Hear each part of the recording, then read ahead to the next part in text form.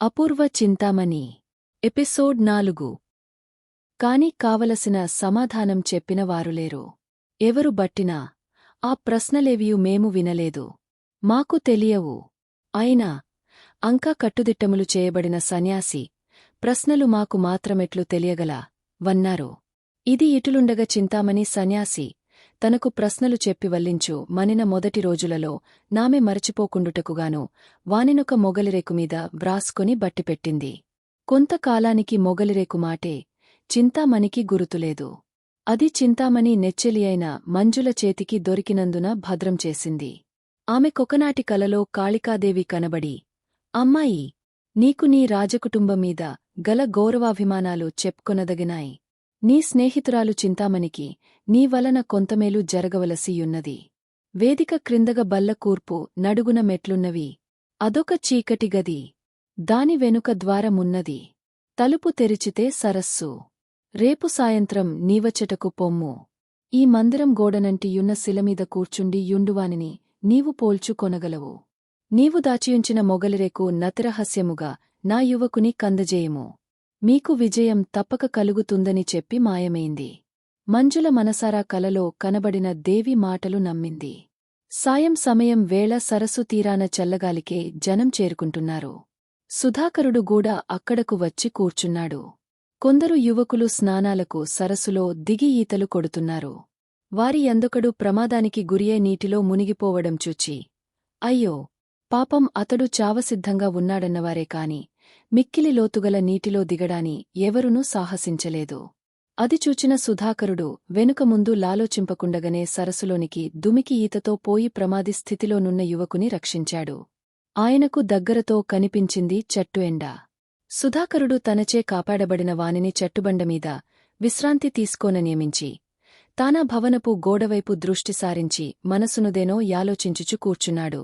సరస్సుగట్టునందున్న జనం సుధాకరుని మెచ్చుకుని మేము మీ చెంతకు వచ్చుచున్నామని సైగచేసి పడవలలో బయలుదేరారు. వారు రాకుమారుని చేరుకుంటానికి కొంతకాలం పట్టుతుంది గనుక సుధాకర్ మళ్లీ తన యాలోచనలో బడ్డాడు.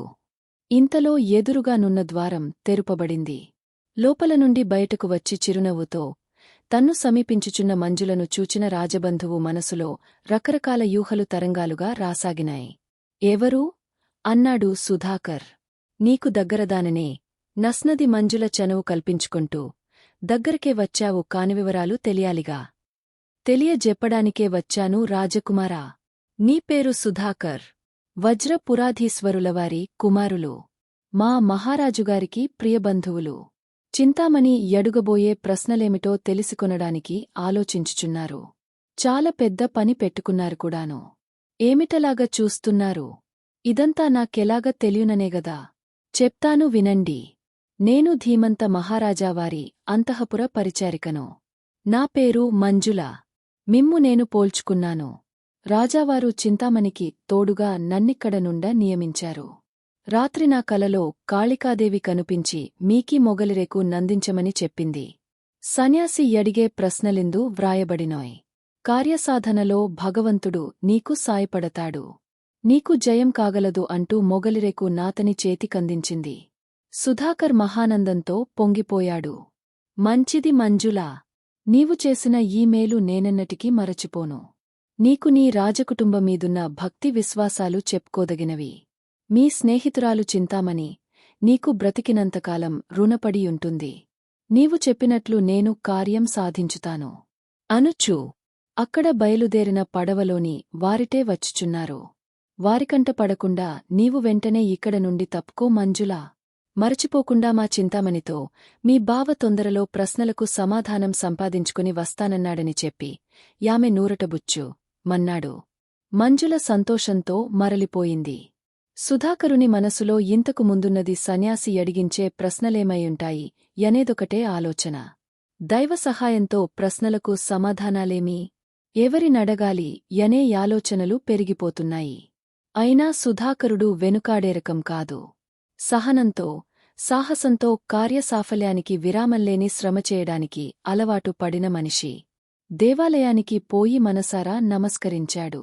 పరమేశ్వరా, కేవలం ఇది నా స్వార్థానికే కాదని నీకు తెలిసినదే. ఎవడో యొకమాయ సన్యాసి క్షుద్రదేవతోపాసన శక్తితో దేశద్రోహానికి పాల్పడ్డాడు. ధర్మమూర్తి అయిన ధీమంత మహారాజు విషవలయంలో చిక్కుకున్నాడు.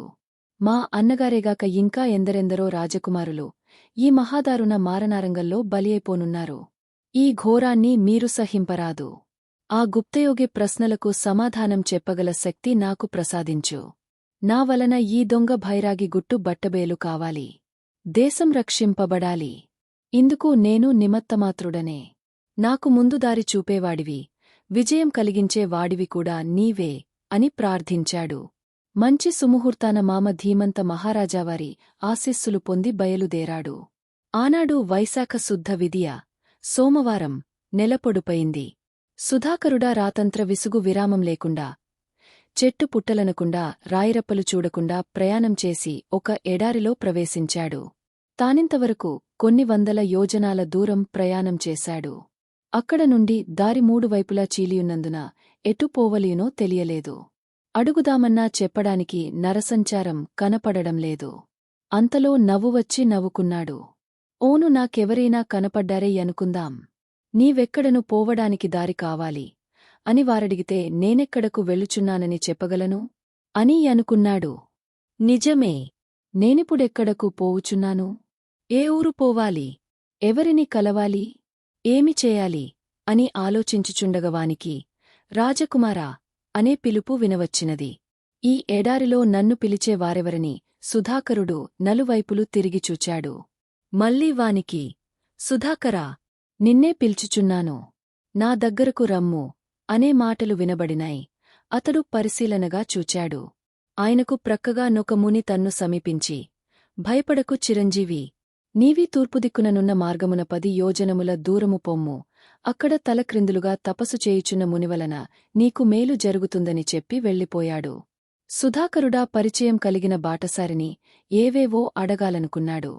కాని వానికామాట చెప్పిపోవుచున్న వ్యక్తి ఇక మాటాడడని గ్రహించినందున మళ్లీ గుర్రమునెక్కి తూర్పుగానున్న మార్గమందే ప్రయాణం సాగించాడు. 10 యోజనాల దూర అంతసేపో ప్రయాణం జరుగలేదు. తల్లక్రిందులుగా తపస్సు చేయుచున్న మునిని చుచి నమస్కరించాడు. ముని పలుకలేదు. ఇక పలుకరింపరాదనుకుని నందున సుధాకరుడు ప్రక్కగా నొక రాతిపలకమీద కూర్చున్నాడు. కొంతసేపటికా ముని కన్నులు తెరచి చూచి రాజకుమారుని దగ్గరకు పిలిచి ప్రక్కన కూర్చుండ నియమించి, నీవెవరవు? నీవు వచ్చిన పనియేమీ? నీకు నావల్ల కావలసినదేమీ? అని అడిగాడు. సుధాకరుడు జరిగినదంతా వివరించి చెప్పుకున్నాడు. తలక్రిందులుగా తపస్సు చేసిన మునీంద్రు డొక్కసారి గట్టిగా యూపిరిని పైకి పీల్చి యొదలివేసిన తరువాత, బిడ్డా, నీవు మంచిపనికి కంకణం గట్టుకున్నావు. గుప్తయోగి మోసగాడు. అతడు శపించు నేమోనను భయంబున ధీమంత మహారాజు చిక్కుబడిపోయాడు. చింతామణి ప్రశ్నలకు సమాధానములు చెప్పలేక రాజకుమారు లెందరో చనిపోవుచుండుట విచారకరం. అట్టి భయంకర నరహంతక చర్య అరికట్టనడుంగట్టిన నీవలన లోకోపకారం జరుగునున్నది. సుధాకరా, సన్యాసి ఎడిగించేడి 3 ప్రశ్నలకు సమాధానములు వరుసగా ఇలా కాంస్యరజిత నగరాలలో లభింపగలవు. వానిని సాధించుట సామాన్యమైన పనికాదు. ప్రమాదములెన్నో రాకమానవు. అయినను ధైర్యసాహస ములుగలవాని కెదురయ్యేడి ఆటంకముల వలస కాలహరణంబైన కావచ్చును. కాని కార్యము నెరవేరకపోదు. అయితే ధైర్యసాహసంబులకు తోడు అంతకన్న మించిన సహనము, యుపాయములవసరములు. ఇచ్చటకు యుత్తరుపు దిక్కుగా 25 యోజనంబుల దూరము పోయితివేని మొదట ఇలానగరము కనపడగలదు. నీకు ప్రమాదము సంభవించినప్పుడు మనస్సులో జై మృత్యుంజయ మహామునియే నమః అని నన్ను స్మరింపుము. నీకు విజయం కలుగుతుంది. ఇక పోయిరమ్మని దీవించి పంపించాడు. సుధాకరునకప్పుడు తాను పోవలసిన నగరముల పేరులు తెలిసినాయి. మొదట చేరవలసిన పురమునకు దారియు కనిపించింది. అంతేకాకుండా దూర ప్రదేశములు, క్రొత్త చోటులలో నెప్పుడు ప్రమాదం కలిగినా దానినుండి తప్పుకొని బయటపడగల మంత్రంగూడా లభించింది.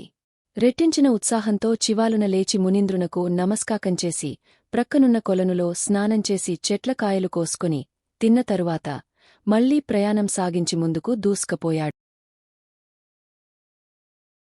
తరువాత ఏం జరుగుతుంది అనేది నెక్స్ట్ వీడియోలో చూద్దాం. మా వీడియో మీకు నచ్చినట్టు అయితే లైక్ చేయండి, షేర్ చేయండి. ముఖ్యంగా సబ్స్క్రైబ్ చేసుకోవడం మరచిపోకండి. మీ సలహాలు సూచనలు ఏమైనా ఉంటే కామెంట్ చేయండి. సోషల్ మీడియాలో ఫాలో అవ్వండి.